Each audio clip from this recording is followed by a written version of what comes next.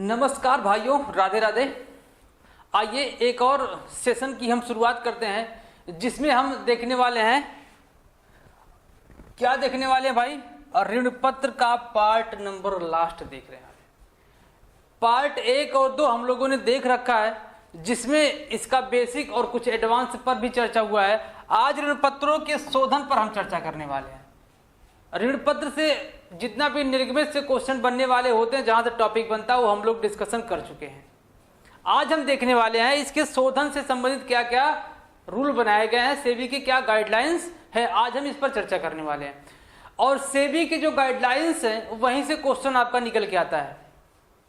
पढ़ेंगे हम सेबी की गाइडलाइन क्या क्या है। सेबी की गाइडलाइन बहुत ज्यादा है, लेकिन हम जो आपसे क्वेश्चन पूछने के चांसेस हैं, 4-5 गाइडलाइंस हैं, वो वहां से क्वेश्चन पूछता है हमेशा, और अब की बार भी क्वेश्चन वहीं से पूछेगा, तो हम उस पर ही चर्चा करेंगे। फालतू की चीजें पर हम चर्चा नहीं करने वाले हैं।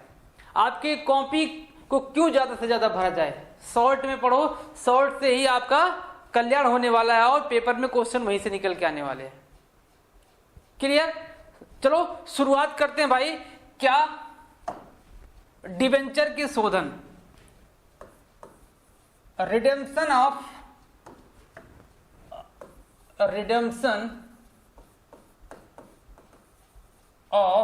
डिबेंचर,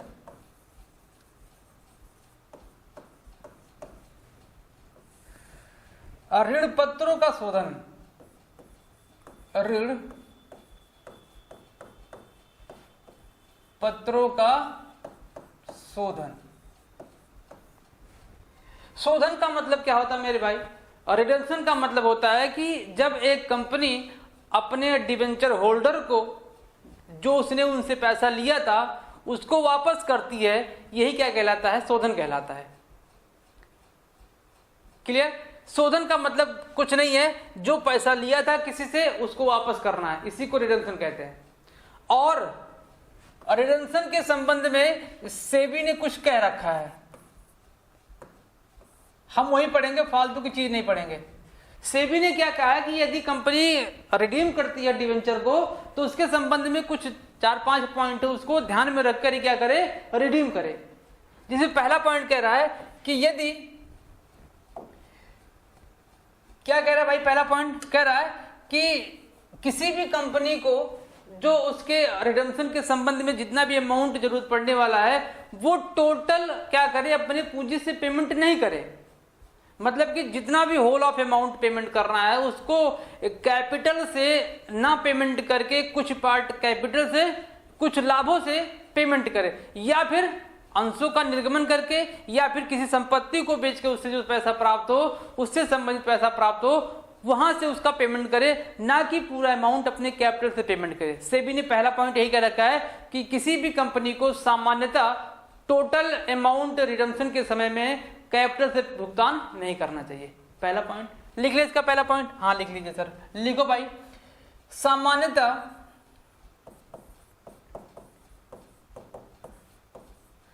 किसी भी कंपनी द्वारा, किसी भी कंपनी के द्वारा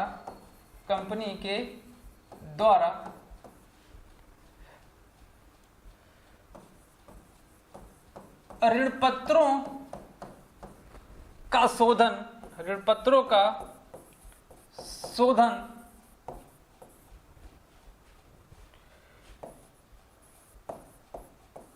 पूरा अंश पूंजी से नहीं करना चाहिए। पूरा अंश पूंजी से नहीं किया जाना चाहिए, या किया जाता है, या किया जाता है। पहला गाइडलाइन हमने बहुत अच्छी तरीके से सीखा। पहला गाइडलाइन क्या कह रहा है कि सामान्यतः किसी भी कंपनी के द्वारा अपने जो डिबेंचर पर शोधन करना है, वो टोटल अमाउंट आप अपने कैपिटल से ना निकाल के क्या करिए? आप लाभों से पैसा निकालिए। आप अपनी संपत्ति कुछ ऐसे होंगे, उसको बेच दीजिए, वहां से पैसा जो है उससे पैसा निकालिए, या फिर आप क्या कर लीजिए? एक फंड बना लीजिए, जिसे हम लोग सिंकिंग फंड कहते हैं। लेकिन सिंकिंग फंड से संबंधित भी कुछ प्रावधान बनाया सेबी ने, कहा कि यदि आप ऋण पत्रों का शोधन करना चाहते हैं तो शोधन से पहले अपने लाभों में से ऋण पत्र की जो टोटल वैल्यू होती है उसका 25% अदत्त जो पोर्शन होता है, अदत्त पोर्शन का 25% आप क्या करें, डीआरआर में एक फंड बनाइए, उसको डीआरआर में ले जाके ट्रांसफर करिए। इसके बाद जब पेमेंट करना होगा उसमें से पैसा निकाल के क्या कर दीजिएगा, पेमेंट कर दीजिएगा। सेबी का दूसरा गाइडलाइन कहता है। और इसके संबंध में जो अदत्त पोर्शन का 25% ऋण पत्र होता है, वहां से 10% अंश पूंजी और ऋण पत्र के जो नियम 2019 बनाए गए थे उसके अकॉर्डिंग बताया गया है कि 25% का जो अदत्त पोर्शन होता है उसका 10% कहां ट्रांसफर करना है, डीआरआर में ट्रांसफर करना है। 25% नहीं ट्रांसफर करना, 25% का कम से कम 10% आपको डीआरआर में ट्रांसफर। डीआरआर क्या होता है, डिवेंचर रिडम्पशन रिजर्व होता है भाई। जो आपने संचय बना रखा है डिबेंचर को शोधन करने के लिए, उसके संबंध में आपको 10% निकाल के कहां जमा करना है, डीआरआर में जमा करना है। बात समझ रहे? और वो पैसा कहां से निकलेगा, लाभों से निकलेगा। एक निश्चित अमाउंट पर ईयर या पर 6 मंथ में या क्वार्टरली क्या करेंगे, आप निकाल के वहां फंड में ले जाके जमा करेंगे। और उस फंड को एक निश्चित समय के बाद बेचकर या फंड को इन्वेस्टमेंट करते करते जब एक निश्चित समय आएगा तो फंड को बेचकर क्या करेंगे, हम उसका शोधन कर देंगे। और दूसरी मजे की बात है, शोधन करने के पश्चात जो मैं टॉपिक बता रहा हूं, पिछली बार आपके 2021 के पीजीटी एग्जाम में, यूपी के पीजीटी एग्जाम में क्वेश्चन आया हुआ है। क्या कह रहा है कि यदि कंपनी अपने ऋण पत्रों को शोधन कर लेती है, उसके बाद यदि क्या बचता, कोई डीआरआर अमाउंट शेष बचता है, तो उसको कहां ले जाकर रखेंगे। सीधा सीधा क्वेश्चन था, बैलेंस अमाउंट, डीआरआर का बैलेंस अमाउंट कहां ट्रांसफर किया था, तो उसको ट्रांसफर किया था मेरे भाई जनरल रिजर्व में। अभी मैं उसकी एंट्री बताऊंगा। अब की बार हो सकता है कि आपसे थ्योरी पूछा था, मे भी आपसे एंट्री पूछ ले कि एंट्री इसका बताओ, एंट्री क्या होगा। तो ये 4 गाइडलाइंस था। पहला हम लोगों ने देख रखा है कि टोटल अमाउंट को कैपिटल से नहीं निकालना है। दूसरा 25% ऑफ एरियर डिवेंचर का 10% कम से कम डीआरआर में ट्रांसफर करना है। और क्या करना है, डीआरआर के अमाउंट अगर पेमेंट करने के बाद बच जाते हैं तो उसको कहां लेके जाना है, जनरल रिजर्व में। एक चीज और, यदि लाभों को डीआरआर में ट्रांसफर किया जा रहा है, उस कंडीशन में शेयर होल्डरों को लाभांश देने के लिए पैसा नहीं बचता है, तो लाभांश कहां से दिया जाएगा, उस ईयर में। उस ईयर में लाभांश दिया जाएगा संचय से, जनरल रिजर्व से। कहां से, सामान्य संचय से उसको पैसा दिया जाएगा। किसको, शेयर होल्डरों को जो लाभांश का भुगतान किया जाता है वो लाभ से ना देकर कहां से किया जाएगा, सामान्य संचय से। लाभ से क्यों नहीं दिया जाएगा, क्योंकि लाभ का लगभग अमाउंट हम डीआरआर में लगभग ट्रांसफर करते चले जा रहे हैं, वहां से लाभ का जो अमाउंट है बचा नहीं, इसलिए क्या करेंगे, हम वहां पर ले जाके ट्रांसफर कर देंगे सामान्य संचय से, क्या, डिविडेंड। बात समझ आई, लिख ले इसको। आओ लिखते हैं। दूसरा पॉइंट देख लीजिए, कह रहा है कि यदि कंपनी अपने ऋण पत्रों का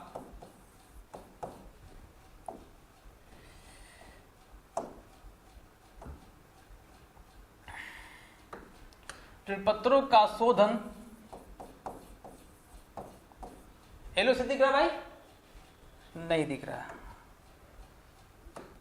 रेड से लिख दूं, हाँ सर, शोधन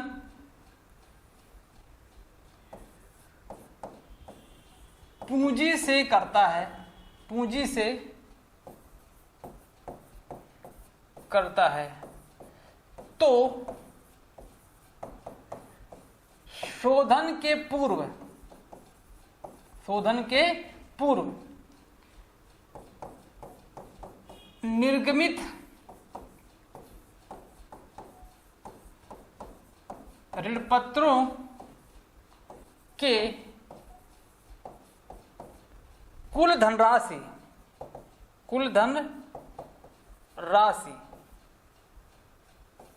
के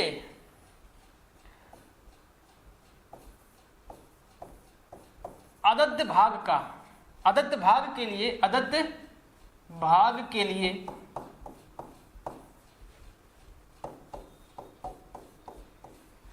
25%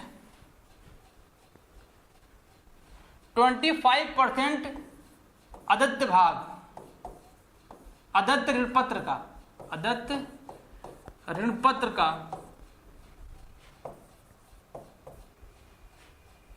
लाभों में से, लाभों में से कम से कम, कम से कम कितना परसेंट, 10% आपको कहां दिखाना है, DRR में, डिबेंचर रिडम्पशन रिजर्व में।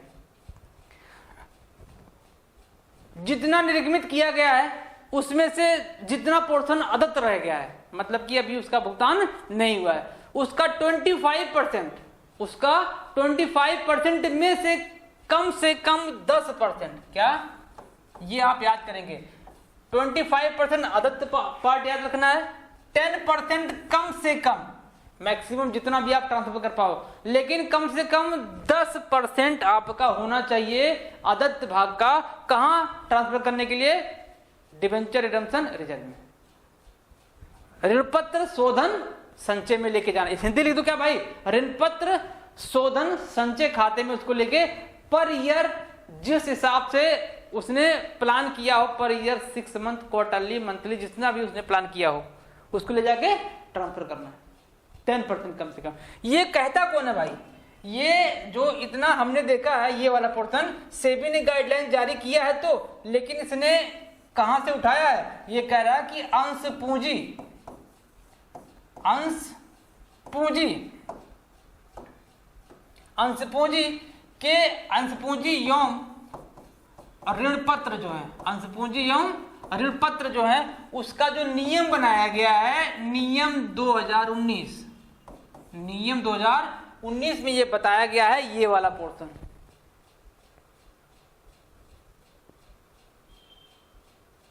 ठीक है, तो ये वाला पोर्शन कहां बताया गया है, नियम 2019, किसके, अंश पूंजी और ऋणपत्र के जो नियम बनाए गए वहां पर ये बताया गया है। 2 बात हो गया। तीसरी बात आ जाओ, तीसरी बात देखते हैं। तीसरा जो कह रहा है कि सेबी का गाइडलाइन क्या कह रहा है, तीसरा कह रहा है कि यदि DRR, डिबेंचर रिडम्पशन रिजर्व, खाते में लाभ में से हस्तांतरित करने पर, हस्तांतरित करने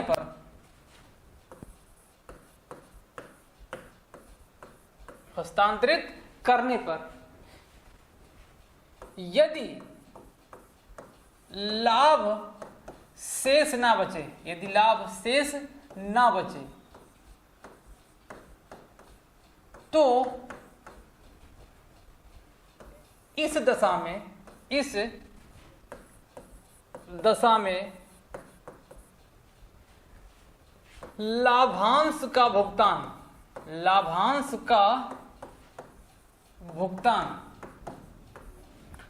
ध्यान से सुनिएगा भाई, लाभांश का भुगतान कहां से किया जाए, लाभांश का भुगतान सामान्य संचय से किया जाएगा, सामान्य संचय से किया जाएगा। बात समझा ना, है ना पॉइंट वाली बात। यही सब क्वेश्चन निकल के आता भाई। अब मैं जो चौथा पॉइंट बताने वाला हूं, मैंने अभी आपको बताया कि चौथा पॉइंट क्या है, ये पिछले एग्जाम में आ चुका है पोर्शन, क्या पता रिपीट हो जाए। ये यूपी के एग्जाम में आया था, क्या पता आपके ये मार्च के एग्जाम में आ जाए, क्या पता आपके KBS NBS में आ जाए, बिहार में आ जाए, कहीं पर भी आ सकता है ना। तो लिख लो मेरे भाई, नोट डाउन कर लो, क्या है, यदि आ जाओ ऋण पत्र का, मैं चेंज कर रहा हूं क्या कलर भाई, हाँ सर चेंज कर लीजिए। यदि ऋण पत्रों के शोधन के पश्चात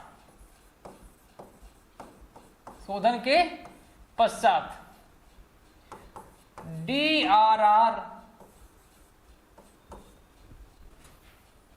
का बैलेंस DRR में लिखो, का नहीं, DRR में कुछ शेष बचता है तो उसको कहां ले जाएंगे भाई? उसको लेके जाएंगे सामान्य संचय में, सामान्य संचय में हस्तांतरित कर देंगे।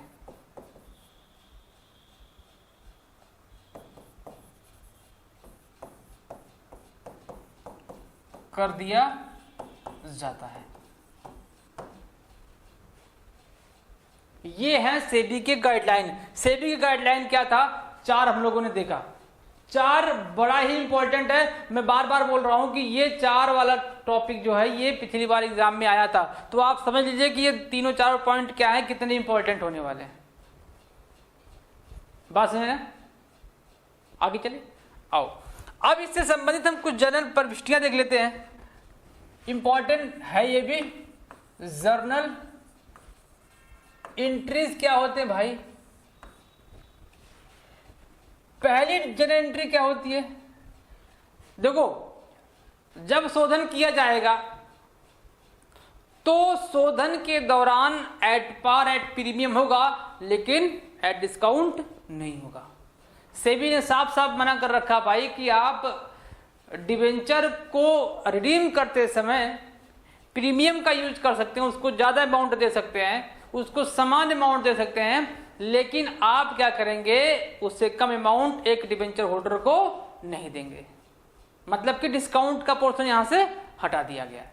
तो आप देखिए, यदि एट पार पर क्या हो रहा है, उसका शोधन हो रहा है, एट पार पर रिडीम हो रहा है, तो एंट्री क्या होगी?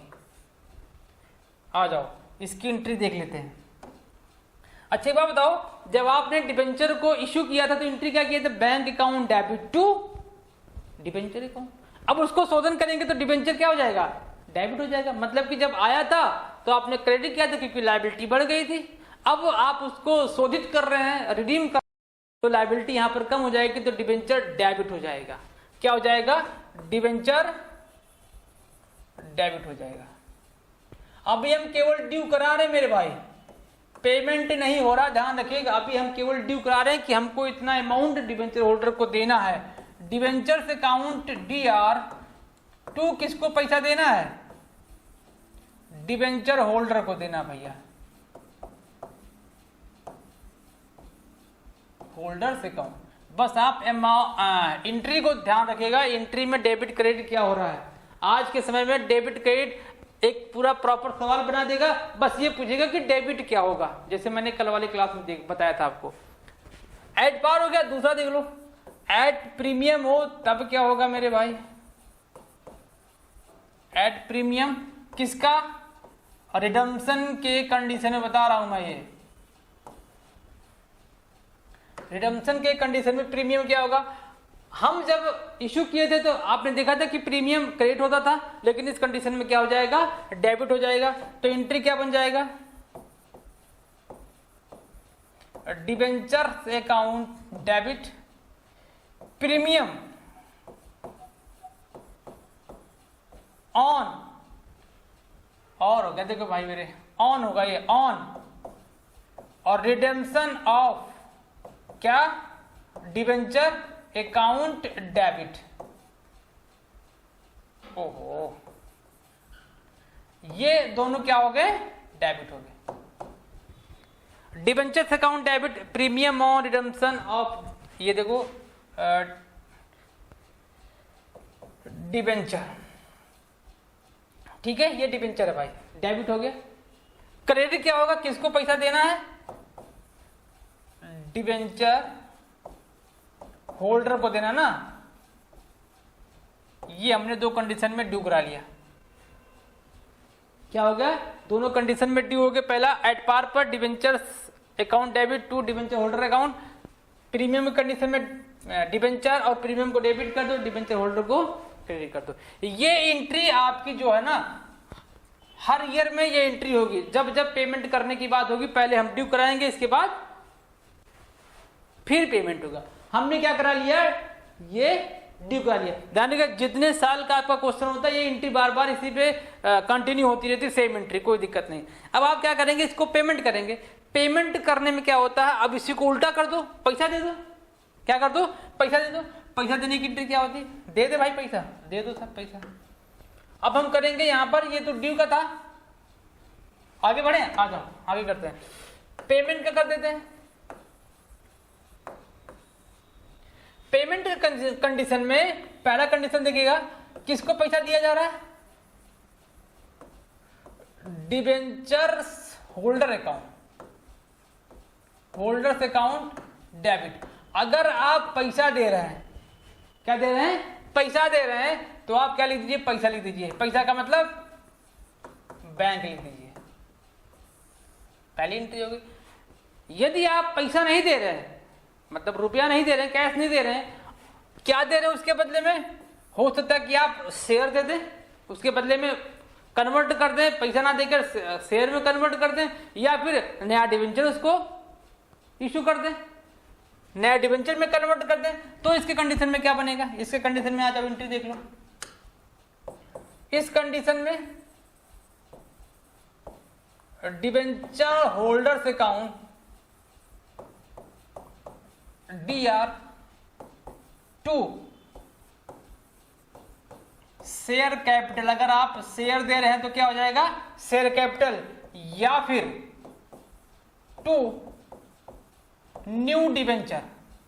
डिवेंचर का नाम होगा मेरे भाई, बस मैंने डिवेंचर लिख दिया, न्यू डिवेंचर, कोई डिवेंचर का नाम होगा, इतना % डिवेंचर। तो ये एंट्री, ये दोनों में से कोई एक ही होगा,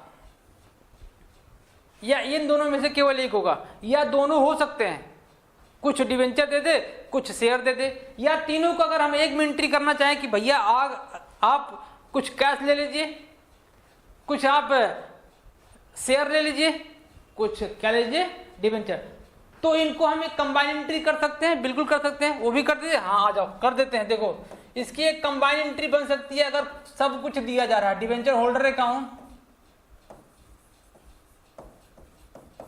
DR2 बैंक हो सकता है, 2 शेयर कैपिटल हो सकता है, और 2 क्या हो सकता है, न्यू डिवेंचर हो सकता है, न्यू डिवेंचर। ये देखो दोनों की एंट्री क्या हो गई, एक में आ गई। इतनी बात समझ में आ गई। अभी मैंने आपको एक तरीके वो बताया, क्या बताया भाई, मैंने अभी आपको एक कंसेप्ट बताया। यदि इसके ये एंट्री खत्म होने के बाद लास्ट में क्या बच जाए, जो हमने DRR बचा रखा था इस कंडीशन में, यदि बच जाए तो इसकी एंट्री क्या होगी, तो इसकी एंट्री हो जाएगी DRR account debit to general reserve account. चलो उसको मैं अभी आगे करवाता हूँ, क्या बता दो, DRR account debit to general reserve हो जाएगी, इसको मैं अभी आगे बताता हूँ, ठीक है, जब हम सिंकिंग फंड पढ़ेंगे। इतनी बात समझ में आ गई। चलो उम्मीद है कि आपको समझ में आया होगा।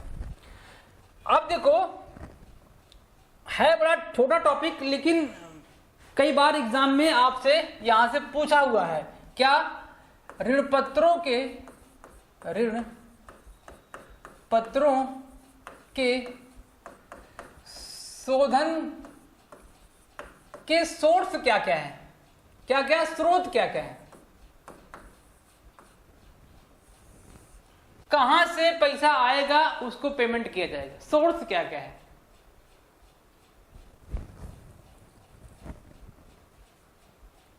पहला सोर्स लिख लीजिए भाई, पहला सोर्स क्या है। पहले सोर्स की बात करेंगे तो हम कहेंगे कि लाभों में से भुगतान, लाभों में से भुगतान। कहां से, प्रॉफिट में से पेमेंट, पेमेंट फ्रॉम, इंग्लिश लिख दूं, लिख दीजिए भाई, पेमेंट फ्रॉम प्रॉफिट, ये हो गया पहला सोर्स। दूसरा सोर्स हमने बताया, यदि लाभ नहीं होगा तो पूंजी, पूंजी में से भुगतान, पूंजी में से भुगतान, पेमेंट फ्रॉम कहां से, कैपिटल, ये हो गया। अब बच रहा है तीसरा क्या होगा भाई, लाभ नहीं होगा, पूंजी नहीं होगा, तो तीसरा क्या होगा, तीसरा होगा परिवर्तन के द्वारा, परिवर्तन के द्वारा, मतलब कि कन्वर्ट कर देंगे किसमें, शेयर में या तो डिवेंचर में। चौथा देख लो, संपत्तियों को बेचने से प्राप्त राशि, amount receive from sale of asset, ठीक है, कन्वर्जन इनटू शेयर या फिर डिवेंचर। तो ये 3-4 सोर्स होते हैं किसके लिए, पेमेंट के लिए। कहां से पैसा आएगा उसको हम पेमेंट करेंगे। बात समझ में आ गई, आगे चलें। ये एक टॉपिक और होगा खत्म, दूसरा टॉपिक था आज का। पहला टॉपिक आप लोगों ने सेबी के गाइडलाइन देखे, इसके बाद उसकी जर्नल एंट्री देखी। दूसरा टॉपिक हम देख रहे हैं कि कहां से सोर्स बनेगा। तो सोर्स क्या थे, 2-3 थे, ठीक है भाई। किसका फोन आ रहा है इतनी टाइम, गर्मी हो रही है यार।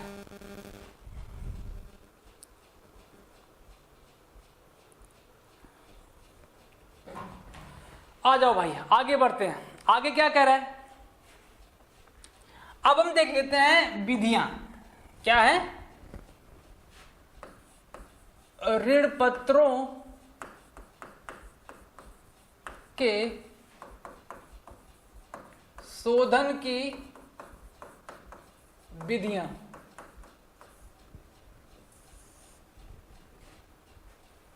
विधियां क्या कितनी हो सकती हैं विधि भाई, है तो 5-6 हैं, लेकिन हम 5-6 में बताऊंगा क्या क्या है, लेकिन हम पढ़ेंगे केवल 2। 5-6 केवल दिया गया है, वो बीकॉम के लेवल के लिए होता है कि 5-6 के यहाँ आपको यहाँ से सवाल आ सकता है कि इस मेथड से आप सवाल लगाइए। लेकिन क्या होता है आपके एग्जाम में केवल 2 मेथड से पीजीटी टीजीटी के एग्जाम में क्वेश्चन बनते हैं। तो हम पढ़ेंगे केवल 2। पहला पढ़ेंगे हम लोग एकमुश्त, दूसरा हम लोग पढ़ेंगे सिंकिंग फंड। एकमुश्त, सिंकिंग फंड, ये 2 मेथड है जो आपको पढ़ने हैं। वैसे भी एनुअल ड्राइंग के मेथड से भी एक वार्षिक आहरण होता है, उससे हम क्या कर सकते हैं, अपने डिबेंचरों को पेमेंट कर सकते हैं। तो है 4, 5, 6, लेकिन हमको पढ़ना क्या है, केवल 2 पढ़ना है, ठीक है। चलो पहला देखते हैं, एकमुश्त भुगतान, इसे कहते हैं बाई लमसम मेथड या पेमेंट।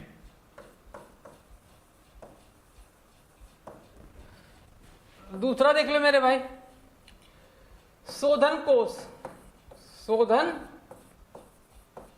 कोष द्वारा, इसे बोलते हैं by sinking fund.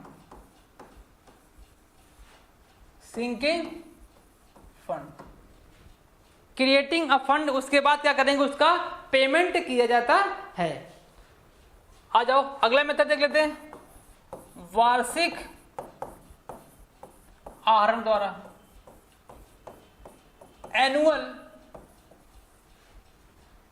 Annual drawing. चौथा मेथड देख लो, अभी हम लोगों ने देखा था परिवर्तन के द्वारा। परिवर्तन, 1 मिनट भाई, 1 मिनट, आ जाओ। ये परिवर्तन नहीं है, जो परिवर्तन तो वहां पे था, ये आपका है नए अंशों के निर्गमन के द्वारा। भाई थोड़ा सा मिस्टेक हो गया, ये आपका होगा नए अंशों के परिवर्तन भुगतान, नए अंशों के निर्गमन के द्वारा, निर्गमन से प्राप्त राशि, मिस्टेक हो गया भाई थोड़ा सा, आ जाओ आगे चलते हैं। तो वार्षिक आहरण के द्वारा, परिवर्तन के द्वारा, किसमें हम दो जगह परिवर्तित कर सकते हैं, क्या है इसको मैं यही बता दे रहा हूं क्योंकि हम ये दो पढ़ने वाले हैं, ये आगे का हम नहीं पढ़ने वाले। परिवर्तन देख लीजिएगा कि यहां से ये बन सकता है कि डिबेंचर का कन्वर्जन कहां कहां हो सकता है, तो इसका कन्वर्जन अंश में भी हो सकता है, वो भी कौन सा,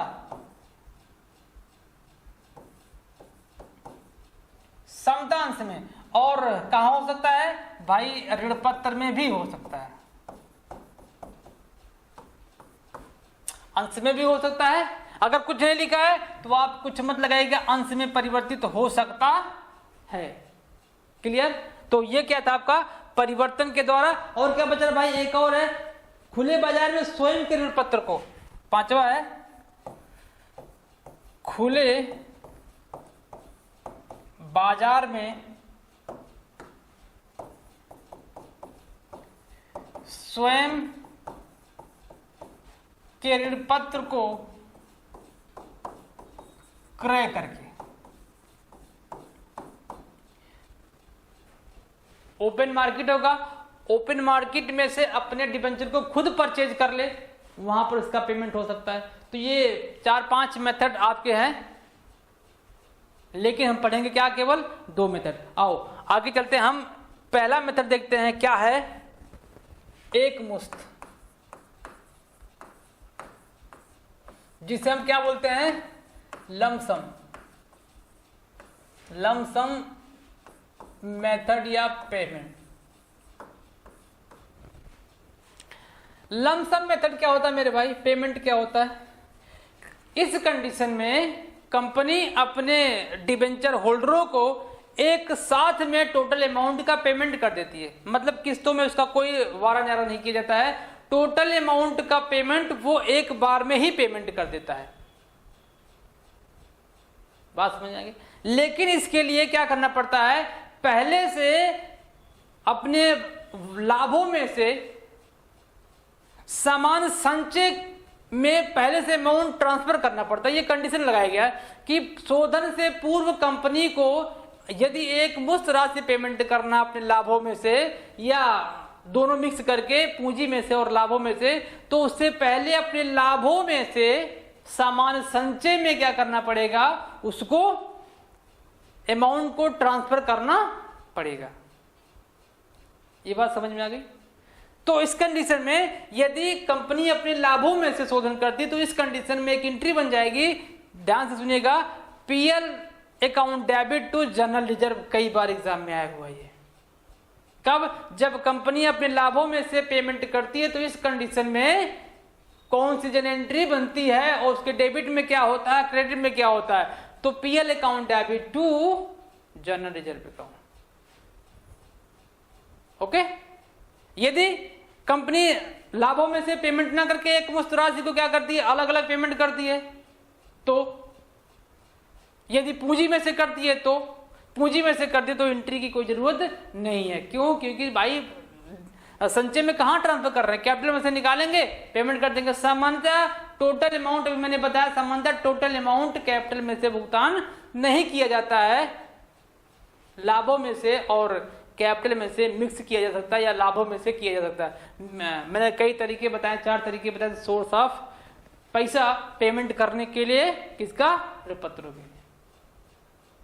इतनी बात आपको समझ में आ गई।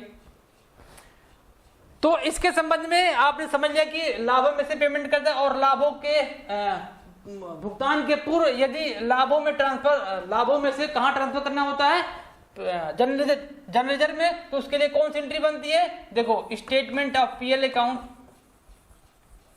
Statement of PL account debit to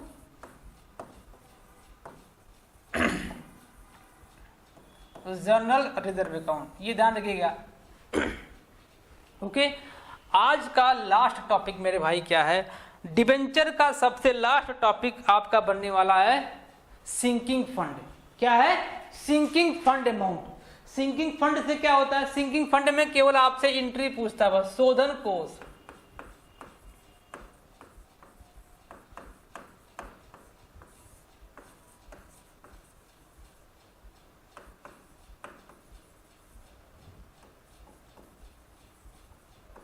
शोधन कोष। इस कंडीशन में कंपनी क्या करती है, अपने लाभ में से पैसा निकालकर एक फंड बनाती है, उस फंड में पैसा हर साल ट्रांसफर करती है और वह ईयर के अंत में जो पैसा उसको बचता है फंड में से निकालकर इन्वेस्टमेंट कर देती है। और ऐसे वो कई वर्षों तक करती है जब तक ऋण पत्रों का शोधन का टाइम आ जाए। जैसे ऋण पत्रों के शोधन का समय आता है इस इन्वेस्टमेंट को बेच दिया जाता है और उस कंडीशन में जो पैसा प्राप्त होता है इसके बाद उसका पेमेंट कर दिया जाता है। तो इस संबंध में जर्नल एंट्री कुछ बनेगा, बिल्कुल बनेगा भाई। इस संबंध में दो जर्नल एंट्री बनेगा, एक सिंकिंग फंड में ट्रांसफर करने का, दूसरा उस सिंकिंग फंड के अमाउंट को निकाल कर कहां रखने का, इन्वेस्टमेंट करने का। ये सिचुएशन आपका हर साल चलेगा, दो एंट्री हर साल चलेंगी। इसके बाद वर्ष के अंत में, पहले वर्ष के अंत में नहीं, पहला छोड़ के इसके बाद हर वर्ष के अंत में क्या करना पड़ता है, इन्वेस्टमेंट के अमाउंट को रिसीव करके फिर से उसको री इन्वेस्टमेंट कर दिया जाता है। हाँ, तो उस कंडीशन में एंट्री बनती है, तो उस कंडीशन में एंट्री बनती है क्या, bank account debit to investment account. Last ये हमको नहीं देखना है, हमको बस दो एंट्री देखना है और एक जो मोस्ट इंपॉर्टेंट एंट्री है वो देखना है। पहला एंट्री देखते हैं क्या है, पहली एंट्री है मेरे भाई statement PL account debit to sinking fund account. दूसरी एंट्री इसकी उल्टी होती है। पहली एंट्री क्या होती है, जब लाभ में से धनराशि सिंकिंग फंड में या फंड में, ऐसा लिखो, राशि कोष में ट्रांसफर की जाती है, ट्रांसफर की जाती है, तो एंट्री बनेगी statement PL account debit to sinking fund account. पहली एंट्री बनेगी। दूसरी एंट्री क्या बनेगी, दूसरी एंट्री कह रहा भाई कि जो सिंकिंग फंड है उसको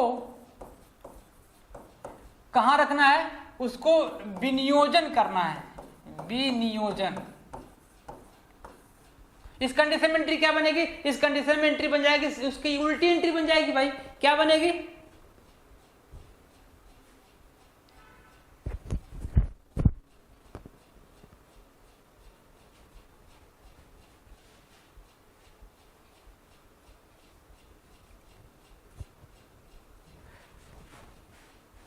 दिक्कत है क्या,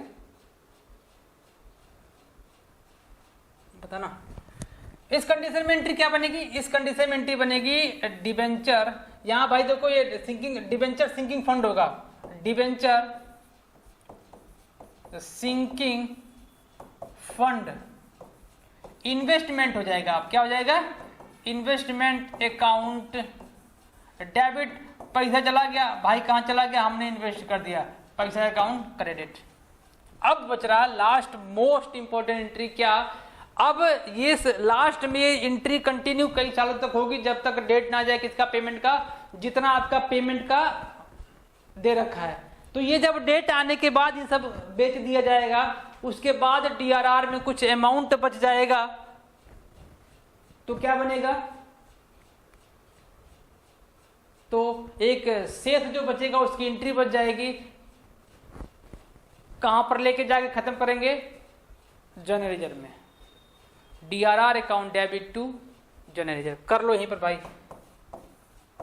DRR account debit to general reserve account.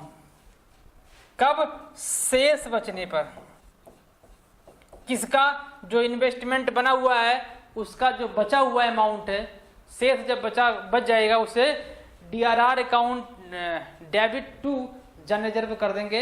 यहीं पर क्या होता है, आपका डिबेंचर से संबंधित जितने भी टॉपिक्स बनते थे वो आपके क्या हो गए हैं, खत्म हो गए। अब आप सोचो इससे ज्यादा क्या आपसे क्वेश्चन पूछेगा डिबेंचर में, शेयर में नहीं। बहुत ही अच्छी तरीके से हम लोगों ने डिबेंचर और शेयर पर चर्चा किया और शेयर का हम लोगों ने क्वेश्चन भी कर लिया है। अब हम करेंगे डिबेंचर से संबंधित क्वेश्चन जो आपके बनेंगे, 1-2 लेक्चर लगेगा। अब इसके बाद हम एक नया टॉपिक शुरू करेंगे जिसका नाम है व्यवसायिक संगठन और प्रबंध के सिद्धांत। आपके पीजीटी एग्जाम के लिए, टीजीटी एग्जाम के लिए व्यवसायिक संगठन और व्यवसाय प्रबंध के सिद्धांत इतना इंपॉर्टेंट रोल निभाता है कि यदि आप वहां पर चूक किए तो वैकेंसी से चूक कर जाएंगे, आपका सिलेक्शन पक्का नहीं होने वाला मेरे भाई। क्यों? क्योंकि ये जो मैनेजमेंट वाला पोर्शन है, बिजनेस स्ट्रेटजी वाला पोर्शन है, वो बड़ा ही इंपॉर्टेंट पोर्शन होता है, क्योंकि वहां से 15 से 20 क्वेश्चन निकल के आते हैं आपके पीजीटी एग्जाम में। अब आप सोचो किसी भी एग्जाम में 2 टॉपिक से 15 से 20 क्वेश्चन निकल के आ जाए तो आप किस हद तक जा सकते हैं। गलत हुआ तो सीधे डाउनफॉल शुरू हो जाएगा, वहां पर सिलेक्शन बिल्कुल नहीं होगा भाई। तो हम नेक्स्ट क्लास में सीखने वाले हैं व्यवसायिक संगठन और उसके प्रबंध के सिद्धांत सीखने वाले हैं। जबरदस्त तरीका होगा। और देखो मैं बता रहा हूं ना भाई, मैं चीजें एक एक पॉइंट को निकाल के लेके आ रहा हूं। मुझे ये पता होता है इस अगर ये टॉपिक दिया गया है तो यहां से इस टॉपिक से कैसे क्वेश्चन निकालेगा वो, तो मैं वही पोर्शन निकाल के आपके सामने लेके आ रहा हूं। फालतू की चीजें नहीं, फालतू की चीजें पढ़ोगे तो आप केवल टाइम वेस्ट करोगे और कुछ नहीं। तो हम मिलते हैं आपसे अगले क्लास में, तब तक के लिए पढ़ते रहिएगा। Have a nice day, take care.